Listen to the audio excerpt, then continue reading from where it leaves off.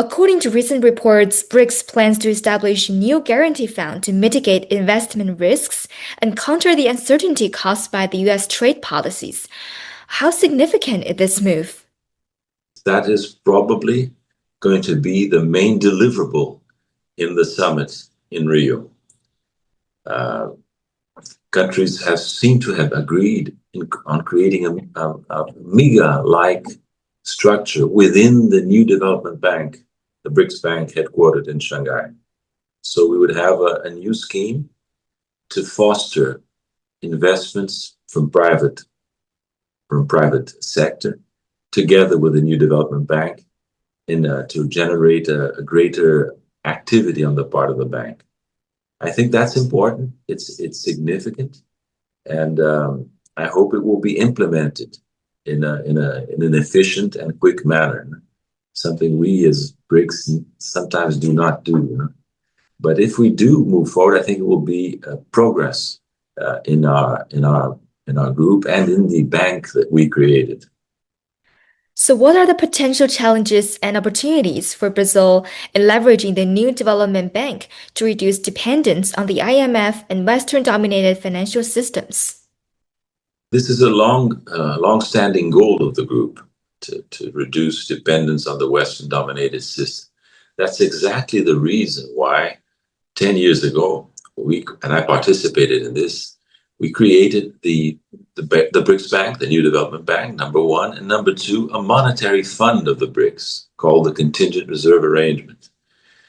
And also, we are trying, since Russia's chairmanship of the group last year in 2024, to create a payment system that is alternative to SWIFT.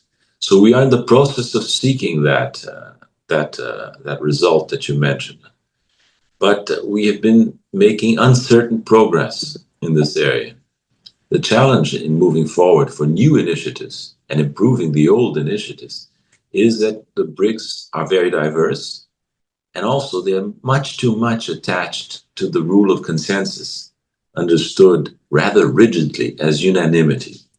We need to break away from that for certain initiatives and move ahead with subset of countries in the creation, for example, of a new payment system, international, of a new unit of account, and in the medium and long term, perhaps a new reserve currency of the BRICS or a subset of the group. To what extent has Brazil advocated for the use of local currencies in trade with other BRICS nations? And how feasible is a common BRICS currency as an alternative to the US dollar?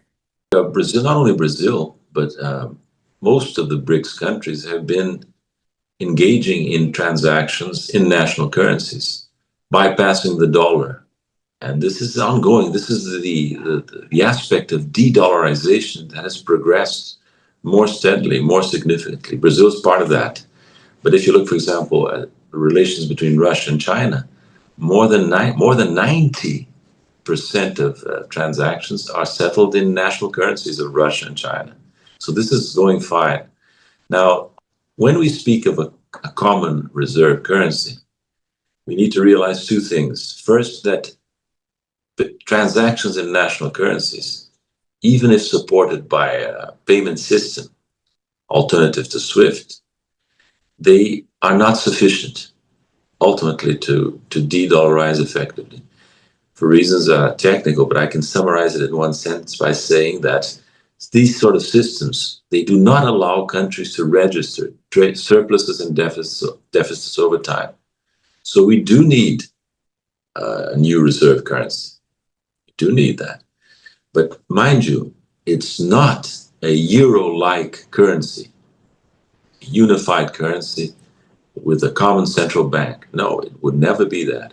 All proposals that come from Chinese, Russian, Brazilian economists are guided towards something different, which is a parallel currency, digital, that would be used alongside the currencies, the existing currencies of our countries, and would not be issued by a common central bank. It's important to clarify that, because those that are either out of ignorance or bad faith on the part of those that opposed oppose the BRICS taking forward this de-dollarization process, this confusion is often made. A straw man is built. Oh, we cannot go towards a euro-like currency, a unified currency. That's not what's on the table on the part of the experts of our countries.